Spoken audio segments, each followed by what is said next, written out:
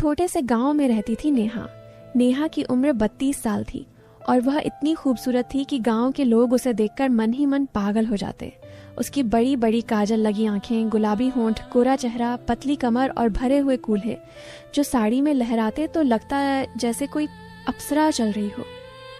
कभी कभी घर के काम में वह टाइट कुर्ती और लेगिंग पहन लेती तो उसके उभार और भी साफ दिखते।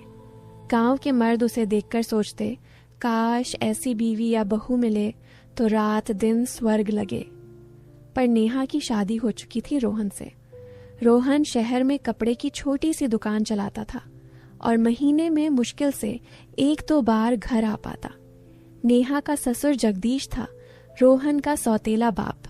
जगदीश ने रोहन की माँ से दूसरी शादी की थी जब रोहन सिर्फ 8 साल का था।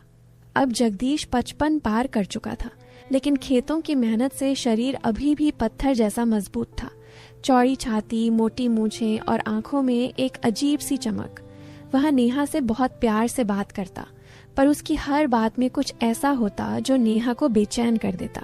सुबह सुबह नेहा रसोई में आटा गूंथ रही थी। हल्की गुलाबी साड़ी कमर पर अच्छे से लिपटी हुई थी। पल्ला थोड़ा सरका हुआ जिससे उसकी पतली कमर और नाभि दिख रही थी। जगदीश खेत से पसीना पोंछता हुआ आया, पानी का घड़ा कंधे पर। दरवाजे पर रुककर बोला, अरे बहू, सुबह सुबह इतना काम, थक नहीं जाती तू? नेहा ने मुस्कुराते हुए सिर उठाया। नहीं बाबूजी, आदत जो है। आप बैठो, चाय बनाती हूँ। जगदीश की नजर नेहा के कसे हुए ब्लाउज और झुकते वक्त दिखते गहरे गले पर ठहर गई। वह मन ही मन बोला, कितना रसीला बदन है, छूने को जी चाहता है। फिर जोर से बोला, अरे मैं खुद बना लूंगा, तू इतनी नाजुक है, ज्यादा झुकना मत, कहीं कमर में दर्द न हो जाए। नेहा को अच्छा लगा कि ससुर इतना ख्याल रखते हैं। चाय का प्याला देते वक्त जगदीश ने जानबूझकर नेहा की नरम उंगलियों को सहलाया। नेहा ने हाथ खींच लिया पर हंस दी। बाबूजी, आज खेत में क्या किया? बस फसल को पानी दिया। अकेले सब करना पड़ता है बहू, कोई साथ होता तो काम भी मजेदार लगता। उसकी आंखों में चमक थी। नेहा ने कहा, रोहन तो व्यस्त रहते हैं, मैं हूं ना, कोई काम हो तो बोल देना। जगदीश मुस्कुराया, हाँ बहू, तू है तो घर में रौनक है, तेरी वजह से सब हल्का लगता है। दिन चढ़ा। नेहा आंगन में झाड़ू लगा रही थी। उसकी चोटी खुली हुई थी, बाल चेहरे पर आ रहे थे। झुकते वक्त उसके कूल्हे साड़ी में और भी गोल गोल दिख रहे थे। जगदीश कोने में बैठा उसे ही देख रहा था। नेहा को लगा तो बोली, बाबूजी कुछ चाहिए? जगदीश हंसा, नहीं बहू, बस तुझे देखकर तेरी सास की याद आ गई, पर तू तो उससे कहीं ज्यादा हसीन है। नेहा शर्मा गई पर मन में खुशी भी हुई। दोपहर में खाना खाते वक्त जगदीश बोला, बहू, तेरे हाथ का खाना खाकर तो लगता है जिंदगी सफल हो गई, बस ऐसे ही साथ रहे और कुछ नहीं चाहिए। नेहा बोली, बाबूजी आप भी ना? जगदीश ने आंख मिचकाते हुए कहा, दो ही तो जान है घर में, एक दूसरे को खुश रखना बनता है ना। शाम को नेहा बगीचे में पानी दे रही थी। जगदीश आया, हाथ में रोहन की बचपन की फोटो। देख बहू, मैंने इसे गोद में खिलाया है, सौतेला है पर दिल से अपना है, पर कभी कभी लगता है जैसे घर में कुछ कमी रह गई। कहते हुए उसने नेहा के कंधे पर हाथ रखा, धीरे धीरे सहलाने लगा।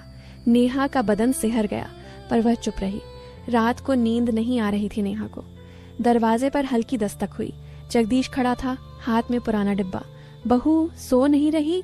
ये ले, पुरानी यादें हैं, देख ले, टाइम पास हो जाएगा। डिब्बा लेते वक्त फिर उंगलियां रगड़ी। नेहा ने डिब्बा खोला। पुरानी चूड़ियां, एक खत और जगदीश की जवानी की फोटो। खत में उसकी जिंदगी की तन्हाई लिखी थी और आखिरी लाइन थी, जब से तू आई है बहू, लगता है मेरी तन्हाई मिट गई। अगले कई दिन ऐसे ही बीते। जगदीश हर मौके पर नेहा के करीब आता, कभी कमर पकड़कर गिरने से बचाता, कभी कंगन पहनाते वक्त हाथ सहलाता, कभी रात को चांदनी में साथ बैठकर दिल की बात करता। नेहा समझ रही थी कि बातें अब ससुर बहू वाली नहीं रह गईं, पर वह कुछ बोल नहीं पाती थी। एक शाम जगदीश ने कहा, कल सुबह तुझे एक जगह ले जाऊंगा। गांव के बाहर पुराना मंदिर है, वहां ले जाकर कुछ बातें करनी है, दिल से दिल तक। नेहा ने हाँ कह दिया। मन में डर भी था और एक अजीब सी बेचैनी भी, और फिर वही हुआ।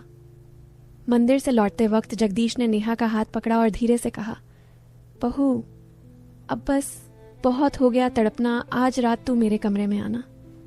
मैं तेरे बिना और नहीं रह सकता। जैसे ही नेहा उसके कमरे में दाखिल हुई, जगदीश ने दरवाजा बंद किया और कहानी यहीं खत्म नहीं होती दोस्तों। आगे क्या हुआ, क्या नेहा ने हाँ कहा या मना किया, क्या रोहन को पता चला, वो सब अगले